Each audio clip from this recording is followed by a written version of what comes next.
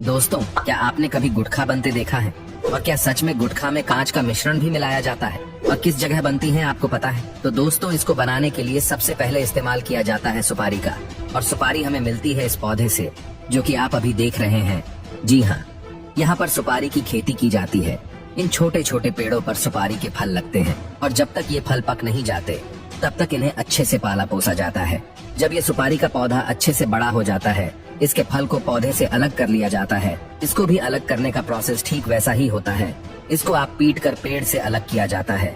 उसके बाद उसे कड़ी धूप में सूखने के लिए रख दिया जाता है। ऐसा करने की वजह ये होती है कि सुपारी के फल के अंदर जो नमी होती है वो निकल जाए और अच्छे से फल सूख जाए। जब यह सुपारी का फल सूख जाता है तब जाकर उसको महिलाओं के हवाले कर दिया जाता है, जो इस फल में से सुपारी का दाना निकालती है। आप देख सकते हैं कि कैसे महिलाएं अपने हाथों पर पट्टियां बांधकर इस फल में से उस दाने को निकाल रही है। वैसे तो ये काम बहुत ही तकनीक भरा है, जो कि जोखिम भरा भी है।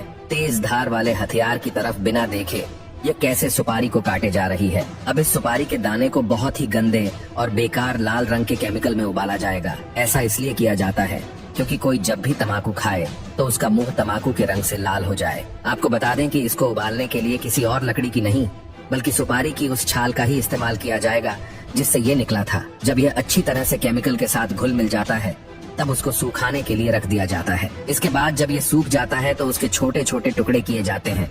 अब ये सुपारी तो तैयार हो गई है, मगर अब बारी है उसमें मिलाए जाने वाले तंबाकू की। तंबाकू को शुरू में बाहरी फ्रेम में उगाया जाता है, जिसे सीडबेड कहा जाता है।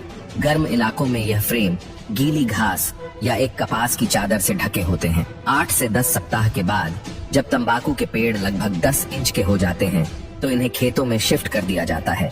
जैसे जैसे पौधे बढ़ते हैं उनके ऊपर का भाग काट दिया जाता है ताकि पत्तियां अच्छे से बड़ी हो जाए। इस प्रक्रिया को टोपिंग कहा जाता है।